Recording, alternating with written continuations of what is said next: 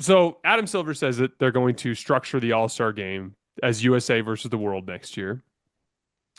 This has been the latest in a long line of attempts from Adam Silver to try to make these guys compete. It's literally all he's trying to do. Give them a reason to compete. And they've been unsuccessful to this point.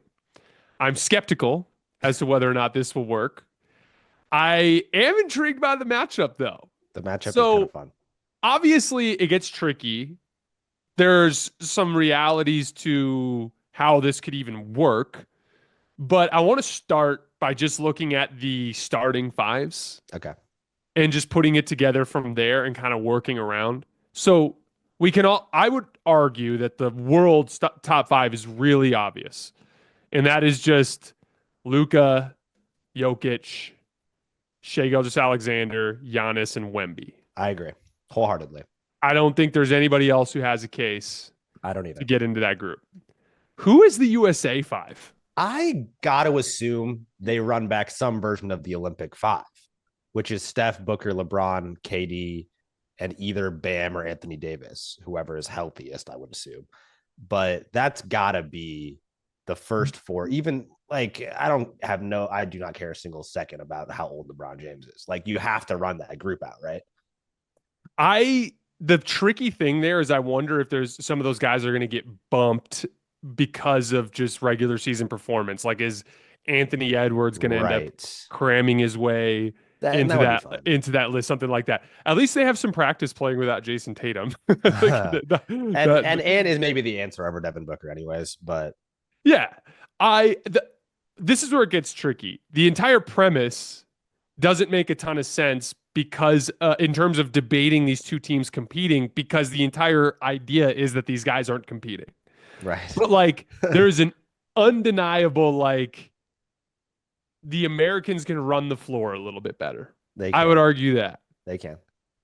It gets a little tricky when they get stuck in the half court. Obviously, Luka, Nikola Jokic, Shai Gilgeous-Alexander. That's the three most surgical offensive players in the NBA at this point. Yeah. I will say this, though. I think splitting it up and putting Steph, LeBron, and KD on the same team, do you think there's any chance that that brings the competitiveness? Or do you think those old dudes are like, this isn't worth it? It's a great question. I think bringing the fact that if the Olympics wasn't last summer, if the Olympics wasn't so recent, I would say, and even at this point, it'll be 1 year later, so maybe it won't feel that recent at the time. But I do feel like that had such an energy to it, the Olympics, that I'm hoping that carries over since you have that same core US group. And I also think it's good to have specifically Giannis playing against that team. It's not like Team USA versus France, Team USA versus World Team that has Giannis. That is the most try hard player in the NBA, try hard star at least in the NBA. And so I'm hoping he and Wemby, who seems to be taking things like, not Wemby tried last personally, year. but like he seems to be taking it a little seriously. Yeah. I'm hoping that those two can set a little bit of a tone for the world team, because you get those two in transition. That's as good of an all-star pairing as you could possibly come up with, honestly. And if those dudes just run and Luka and Jokic just throw kick ahead passes, that could go a long way to Luka doing throwing a ton of three-quarter damage. lobs to Wemby and Giannis all game? Like, Yeah. Also, but we all agree that like if those dudes really knuckle down, that they're just going to beat the USA, right? Like we agree on that. I don't What's know. the case? Is there a case? I don't know. The case is the old man Avengers just won the gold, and when Steph is rolling, who's stopping Steph in an all-star format? There's another wrinkle to this that I just thought of, by the way, is there is a chance that Giannis and Wemby are on the same team next year. Yes. And if they are both starting the all-star game next to each other, going against the world team, then you're going to get, I think that would even ramp up the intensity a little bit more from their perspective. But if the world's also going to play harder, to your point, yeah. I think that's where it gets pretty tough. I think we're talking about Steph will Steph be 38 yet? 30, I think so. Yeah. I think he will be. LeBron will literally be 41. Yeah, Steph will be there. AD will be 32 or 33, I think, at that point. And KD, I think, will be 38, if I remember correctly. It's an pretty old group. It's an old group.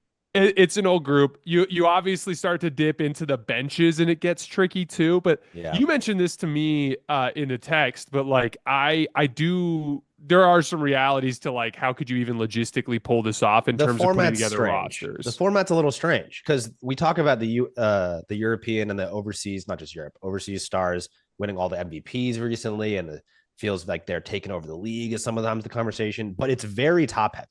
It's Oh yeah. very top heavy. And so I'm wondering past guys 7, 8, or 9. Like I saw some graphics people are making up putting Bogdanovich out there.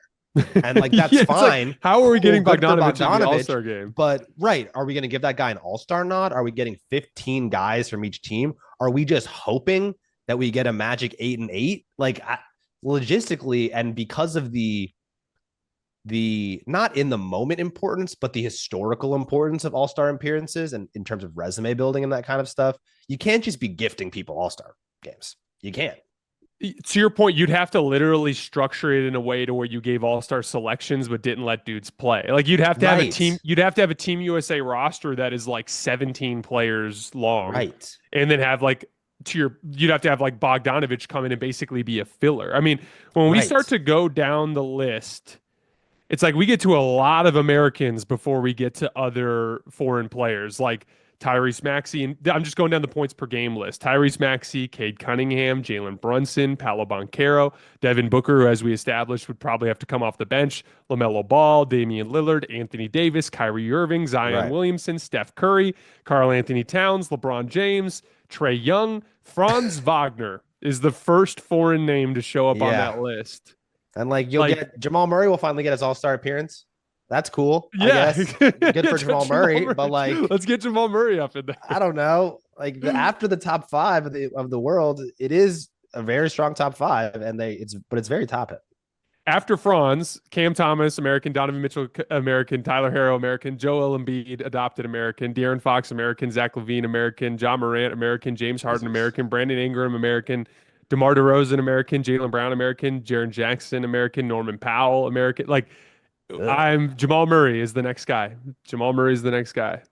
He's 39th. And so this kind of goes to KD's because KD was ranting about this a lot on social media, this idea that he thinks some of the talk with the world catching up is overblown. Yeah. And there's a case for both sides. Like I could argue both. Like if I was arguing that the world's ahead, I could be like, we have, the world has 3 of the top 3 players in the world right now, 4 of the top 4. Like it's probably Jokic, Shea, Giannis, and Luka are your top 4 in all likelihood, right?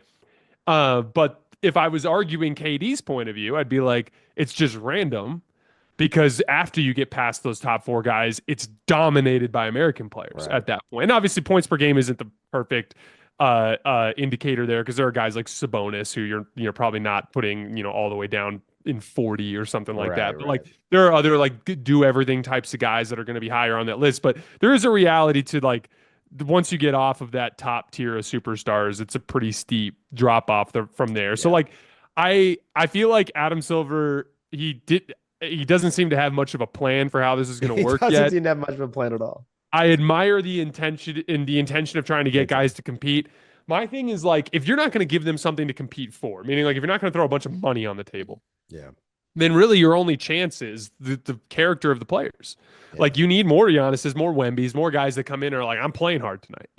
And if you get enough of those guys, it'll work. It's just like any pickup run. If you go play pickup and you get 7 or 8 pretty high level players who play super hard, like you can mix in some riffraff and it's going to work. But like once you dip below the like mandatory minimum of like understanding of high level basketball, like it's going to fall off of a cliff. And like similarly with effort and energy and competitiveness, like if you get like 5 or 6 dudes on the floor who are like really going for it, you'll have the other 3 or 4, or 4 or 5, they're going to look at each other and they're going to be like, we're going to be embarrassed and look stupid if we don't also start playing hard. And so it's on the players. We need competitors. We talked about competitiveness at the top. You need competitors to come in and actually raise that level. Yeah. Last thing before we go, I do think that there is a chance that it works if it happens. And I think if this actually does happen, they really need just a stroke of good luck like they got with the first year of the Elam ending. It was the first year after COVID, right? The Giannis LeBron game. And it was unbelievable in the fourth quarter of that game. And the fact that and the next couple of years, it wasn't because it wasn't even close in the fourth quarter, getting to the fourth quarter, right? Exactly. And so if by whatever stroke of luck you get close game heading into whatever the fourth quarter of this new format will be, then you have it. I think if it's get down to 8 minutes left or a target score, these guys will turn on the country pride thing from the Olympics a little bit. But if it's not close at that point, then it's going to flop heavy. So in all, like, if there's one thing I agree with the Adam Silver approach over the last few years, he's gotten really janky with everything, but it doesn't make sense to play 48 minutes if the guys aren't going to play hard. For sure. Like, I agree. But my thing is, like, if this doesn't work and it's more or less the same dynamic that we've seen in other years, I think you just go back to 48 minutes, you go back to East-West, you go back to your normal rosters, and you just leave it up to the players to compete. And, you know, we saw Kevin Durant quote tweet the thing with Stephen A. Smith when he was like saying like it's going to be basically like saying it's going to be something that these players will be remembered for, as like the players who killed the All-Star game. And KD's like, this is dramatic. I agree with KD in that regard. Like, you know what I think about when I think about the NBA? I think about what we saw tonight. I think about what we've seen in this playoff run. I think about the dozens and dozens and dozens of incredible regular season moments that we get every year. Crazy games, crazy star performances, game winners, showdowns between rivalries. Like, that's the stuff that I think about. Like, even when the All-Star game was better, it was pretty far down the list of things that I cared about. And so, like, the idea that, like, this is the legacy of this generation, I think is foolishness. I think Adam Silver owes it to the league to try a few more ways, but if he backed out and he was just like, look, the All-Star game's the All-Star game, I'm leaving it as is, I would respect that too.